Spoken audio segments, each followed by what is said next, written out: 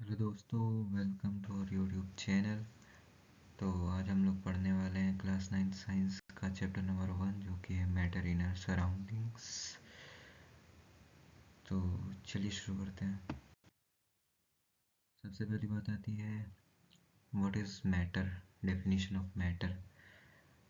तो matter is matter is anything that occupies space and has mass. Matter वो सारी चीज़ें हैं जिनका एक मास होता है और वो कुछ स्पेस ऑक्युपाई करती हैं। अब वो कुछ भी हो सकता है, वो एक सॉलिड हो सकता है जैसे बुक्स या चेयर, वो कोई लिक्विड हो सकता है जैसे वाटर या मिल्क, वो कोई गैस हो सकती है जैसे एयर, ऑक्सीजन, कार्बन डाइऑक्साइड, ठीक है, CO2। तो कुछ भी हो सकता है। आप अपने पास कुछ भी देख रहे हैं, sofa, bag, bottle, box, fan, कुछ भी आप देख रहे हैं वो सारी चीज़ें मैटर हैं क्योंकि उनका एक मास है और वो कुछ आपके रूम में जगह ऑक्यूपाई कर रहे हैं, तो वो सारी चीज़ें मैटर हैं।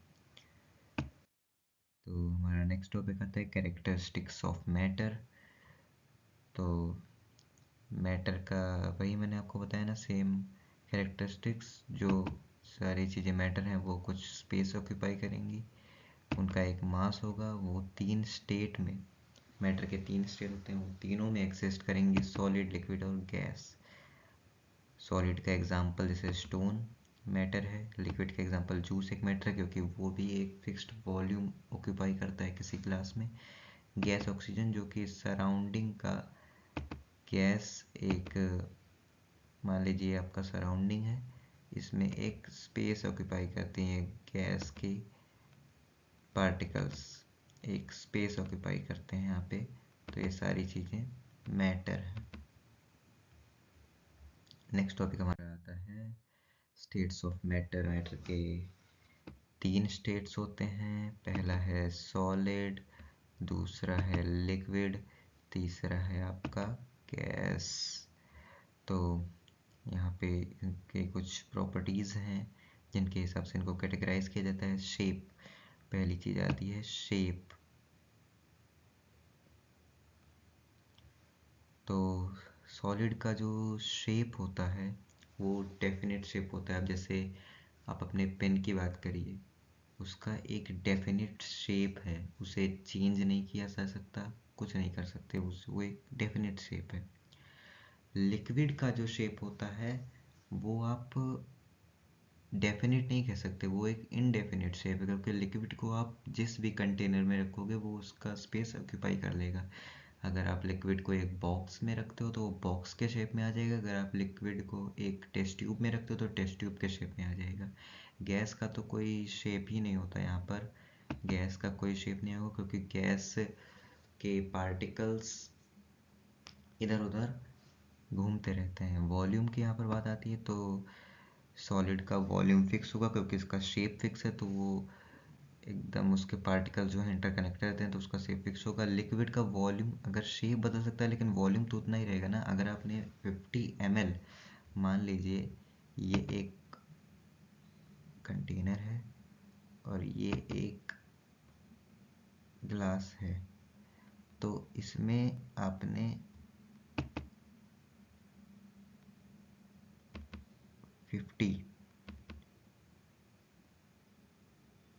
ml डाला आपने वाटर। सेम यहाँ पे भी आपने 50 ml डाला वाटर, तो इसने अपना शेप यहाँ पे चेंज कर लिया। एक इस वाले केस में यहाँ पे अपना इसने शेप चेंज कर लिया कंटेनर में, इस वाले शेप में उसने अपना शेप चेंज कर लिया एक ग्लास में, लेकिन है तो वॉल्यूम उसका सेम ही, वॉल्यूम सेम है। गैस का कोई डिफरेंट वॉल्यूम नहीं होता क्योंकि जैसा कि मैंने आपको बताया इसके पार्टिकल्स जो हैं वो फ्रीली घूमते रहते हैं इधर उधर, तो उसका कोई फिक्स्ड वॉल्यूम नहीं है। Particle motion, vibrate in place, या फिर सिंपल भाषा में करें तो बहुत ही स्ट्रांगली इंटरकनेक्टेड, क्योंकि लिक्विड को तोड़ोगे आप तो उतना ही आपको फोर्स देना पड़ेगा, क्योंकि इसके जो पार्टिकल्स होते हैं सॉलिड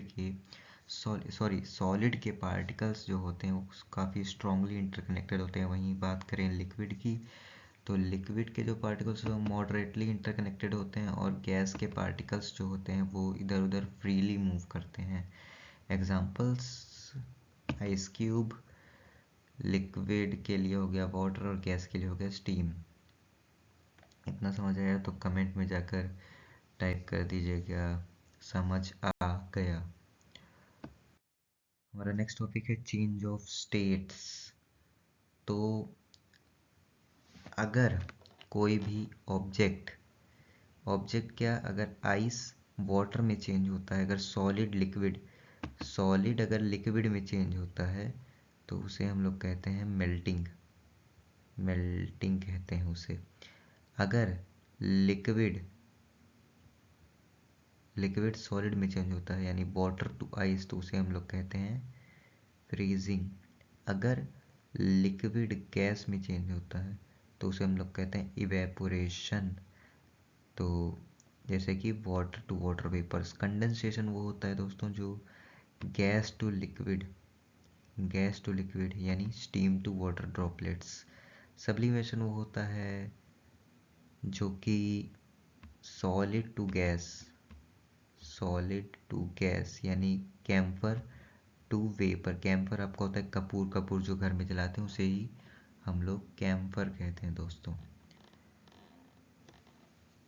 तो यहाँ पर आपको चेंज ऑफ स्टेट्स की सारी चीज़ें, यहाँ पे five states change of states आपके हैं। ये सारी चीज़ें आपको याद रखनी है। इस पे 1 और 2 मार्क्स का क्वेश्चन आपको एग्ज़ाम में मिल सकता है।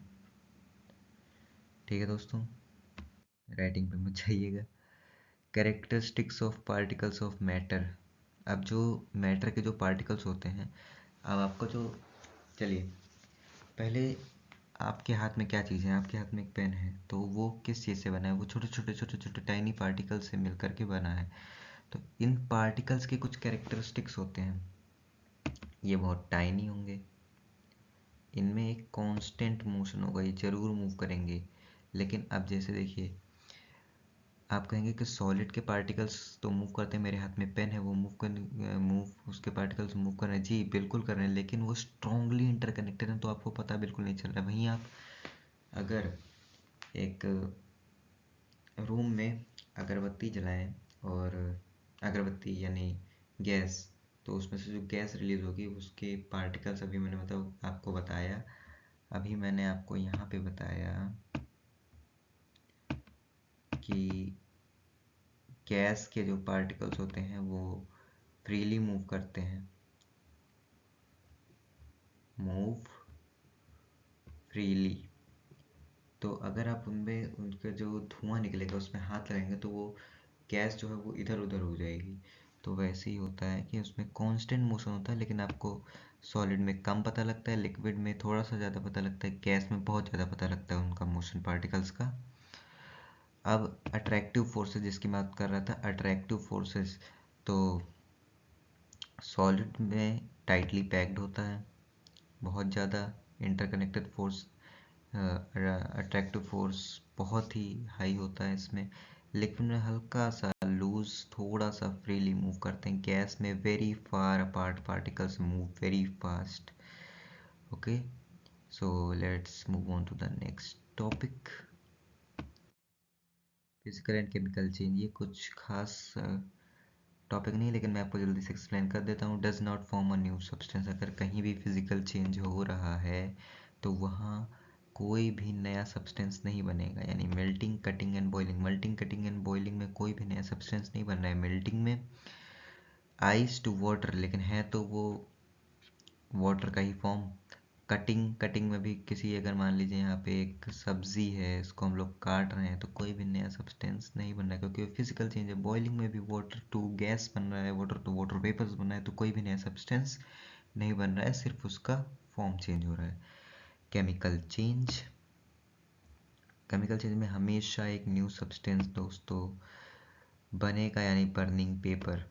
एंड रेस्टिंग आयरन में आयरन पे जो रस्ट लग जाता है उससे रस्ट बनता है, और बर्निंग पेपर में पेपर जो कि एक सॉलिड फॉर्म है उससे एक ऐश बनता है, ऐश यानी कि राख। नेक्स्ट टॉपिक है हमारा क्लासिफिकेशन ऑफ मैटर। अब मैटर का हम लोग 3 नाम दे सकते हैं दोस्तों। Elements, pure substance that can not be broken down chemically are known as element. Compounds made of 2 or more elements in chemically combined. Mixtures होता है combination of substance physically mixed. तो अगर 2 प्योर सब्सटेंस हैं और उन्हें chemically broke down नहीं करा जा सकता है तो वो एलिमेंट्स हैं। 2 या 2 से ज़्यादा एलिमेंट्स को केमिकली कंबाइन करके कंपाउंड बनता है, और किसी सब्सटेंस को फिजिकली अगर मिक्स करते हैं तो उससे बनता है हमारा मिक्सचर। ये कुछ खास टॉपिक नहीं है, लेकिन हाँ एमसीक्यूज में पूछा जा सकता है। हमारा नेक्स्ट टॉपिक है एलिमेंट्स एंड कंपाउंड्स के बीच के कुछ ज़रूरी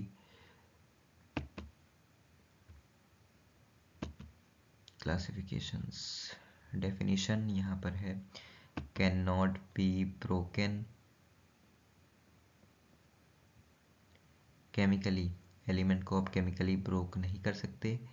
कंपाउंड को 2 और more elements compound chemically combined, तो इसको आप केमिकली जो है ब्रोक नहीं कर सकते। और यहाँ पे आप का 2 या 2 से ज़्यादा केमिकली कंबाइन होके बनते हैं। ठीक है, एग्जाम्पल यहाँ पे हो गया ऑक्सीजन गोल्ड, वाटर, और यहाँ पर ऑक्सीजन हो गया, यहाँ पे का एग्जाम्पल हो गया वाटर और कार्बन डाइऑक्साइड। ये कुछ खास टॉपिक नहीं, लेकिन हाँ मैंने आपके सिलेबस में था तो बता दिया। नेक्स्ट टॉपिक है मिक्सचर। ये थोड़ा सा important topic. Homogeneous mixture, uniform composition, salt in water. Uniform composition. Heterogeneous होगा नॉन यूनिफॉर्म, यानी सैंड प्लस वाटर। सो यूनिफॉर्म, होमोजीनियस और हेट्रोजीनियस का एक मेजर डिफरेंस यही है, जिससे आप याद कर सकते हैं। होमोजीनियस होगा जिसके में सॉल्यूट टू सॉल्वेंट का कंपोजिशन यूनिफॉर्म होगा। हेट्रोजीनियस में सॉल्यूट टू सॉल्वेंट का जो है कंपोजिशन वो नॉन यूनिफॉर्म होगा। एग्जांपल आपके सामने है, salt in water and sand plus water. अब मिक्सचर को सेपरेट करने के कुछ यहाँ पर मेथड्स दिए गए हैं। Filtration, evaporation, distillation, sublimation, chromatography. जिसमें आपके जो इम्पोर्टेंट है वो है फिल्ट्रेशन, इवेपोरेशन एंड सब्लिमेशन। अब चैप्टर ख़त्म हो चुका है। यहाँ पे इसके कुछ की पॉइंट्स हैं। Matter occupies space and has mass. Liquid के 3 स्टेट होते हैं, सॉरी मैटर के 3 स्टेट्स होते हैं, solid, liquid, gas. Particle theory है कि टाइनी पार्टिकल्स होते हैं, पार्टिकल्स हमेशा मूविंग होते हैं और एक दूसरे को अट्रैक्ट करते हैं। यहाँ पर एक फिजिकल वर्सेस केमिकल चेन जो कि आपको याद करना है। एलिमेंट्स, कंपाउंड्स, मिक्सचर्स, ये आपको याद करके रखते हैं। Thank you for watching this full video. आगे भी ऐसे ही वीडियो आते रहेंगे। इस वीडियो का पर्पस आपका रिवीजन था। आगे लॉन्ग वीडियोस भी आएंगे, वन शॉट्स आएंगे, फुल लेक्चर्स आएंगे। तो कीप वॉचिंग, कीप स्टडिंग। और ये सिर्फ एक रिवीजन पर्पस के लिए है, मैं आपको दोबारा रिपीट कर रहा हूँ। आगे क्लास 9th के मैथ्स और साइंस के फुल लेक्चर्स, क्लास 10 के मैथ्स और साइंस के फुल लेक्चर्स आते रहेंगे। ये और अलग अलग सीरीज़ चलेगी, one shot series, revision series, सारे आते रहेंगे। So keep watching, keep studying. Thank you for watching. Bye.